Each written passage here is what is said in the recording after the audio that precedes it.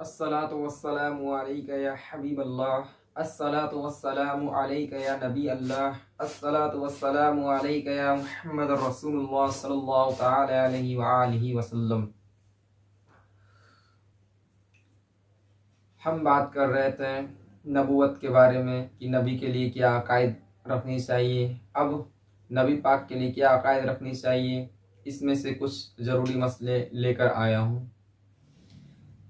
جیسا کہ ہم نے اپنے پچھلے ویڈیو میں ہی بتا دیے ہیں کہ فرشتوں سے بھی افضل نبی ہوتے ہیں۔ اب کچھ لوگ یہ مانتے ہیں کہ ولی نبی سے افضل ہوتے ہیں، اور کچھ یہ مانتے ہیں کہ نہیں، ولی نبی کے برابر ہوتے ہیں۔ نہیں میرے بھائیوں، کوئی بھی ولی کتنا بھی زیادہ اعلی مرتبہ کا کیوں نہ ہو، مگر کسی ایک نبی کا بھی برابر تک نہیں ہو سکتا، اور ان کے بلکہ بہت کم درجے کا ہوتا ہے۔ ہر حال میں نبی ولی سے بھی افضل ہیں، اور بلکہ میں پہلے بھی بتا چکا ہوں کہ تمام مخلوق سے افضل ہے۔ بعض لوگ معاذ اللہ ثم معاذ اللہ نبی کو مردہ کہتے ہیں کہ نبی مر کر مٹی میں مل گئے ہیں۔ نہیں میرے بھائیوں، آپ کو میں PDF میں دے دوں گا، آپ خود اپنے آنکھوں سے پڑھ لینا، ایسا نہیں ہے۔ ہاں، اللہ پاک کا وعدہ ہے کہ ہر نفس کو موت کا مزہ چکھنا ہے۔ اس کے لیے نبیوں پر بھی ایک بار موت ضرور آئی ہے، مگر ایک بار موت آنے کے بعد قبروں میں انہیں اللہ پاک نے اپنے رحمت سے زندہ کر دیا ہے۔ وہ ٹھیک اسی طرح سے قبر میں زندہ ہے جس طرح سے کہ دنیا میں تھے۔ تو اگر کوئی نبی کے شان میں گستاخی کرے، ادنا سا بھی گستاخی کرے، نبی کو مردہ کہے، معاذ اللہ ثم معاذ اللہ، یہ کفر ہے۔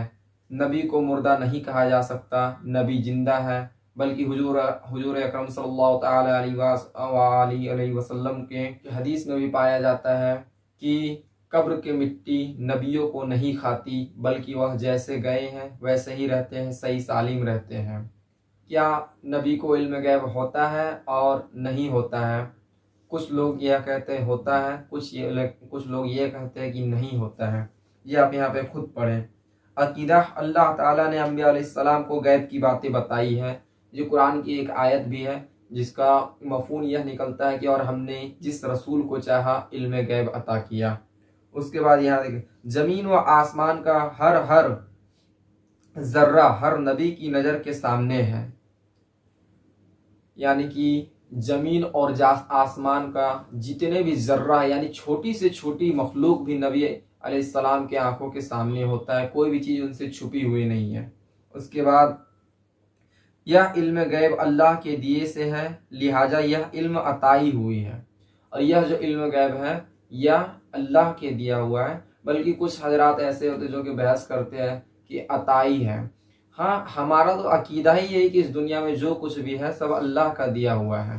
تو ایسا نہیں ہے کہ انہیں خود سے ملا ہو، ایسا نہیں ہے، اللہ پاک نے اپنے رحمت سے عطا کیا ہے، مگر ایسا نہیں ہے کہ علم غیب نبیوں کو نہیں ہے۔ نہیں میرے بھائیوں، ایسا کہنا ٹھیک نہیں ہے، بلکہ یہ ایمان کو ختم کر دے گا۔ نبی کو علم غیب ہے، اور یہ قرآن کا آیت آپ خود مفہوم دیکھیں نا، قرآن میں فرما رہا نا کہ ہم نے جن رسولوں کو چاہا علم غیب عطا کیا۔ اس کے بعد یہاں پہ اور دیکھیے، PDF میں بھی آپ پڑھ سکتے ہیں۔ اور اللہ تعالیٰ کا علم چونکہ کسی کا دیا ہوا نہیں ہے بلکہ خود اسے حاصل ہے، لہٰذا جاتی ہوں۔ اب جبکہ اللہ تعالیٰ کے علم اور رسول کے علم کا فرق معلوم ہو گیا، تو ظاہر ہو گیا کہ نبی و رسول کے لیے خدا کا دیا ہوا علم غیب ماننا شرک نہیں بلکہ ایمان ہے۔ یعنی کہ اور بھی مخلوق میں سارے حضرات ایسے ہوتے ہیں جو کہ نبی کے علم غیب پہ شرک ٹھہراتے ہیں، ایسا نہیں ہے، بلکہ نبی کے علم غیب کو ماننا ایمان کا حصہ بتلایا جا رہا ہے قانون شریعت میں۔ میں آپ کو PDF میں دے دوں گا، آپ دلیل کے ساتھ پڑھ سکتے ہیں۔ اور یہ بات میں بار بار اسی لیے دہرا رہا ہوں تاکہ کوئی یہ نہ کہے کہ مجھے بعد میں دلیل دے۔ کوئی بندہ اٹھ کے کمنٹ میں یہ کہہ دے کہ مجھے بعد میں دلیل دے، بھائی دلیل خود سے پڑھ لے۔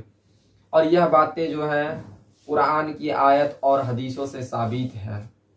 اب ملتے ہیں اپنے اگلے ویڈیو میں، تب تک کے لیے السلام علیکم ورحمۃ اللہ تعالی وبرکاتہ۔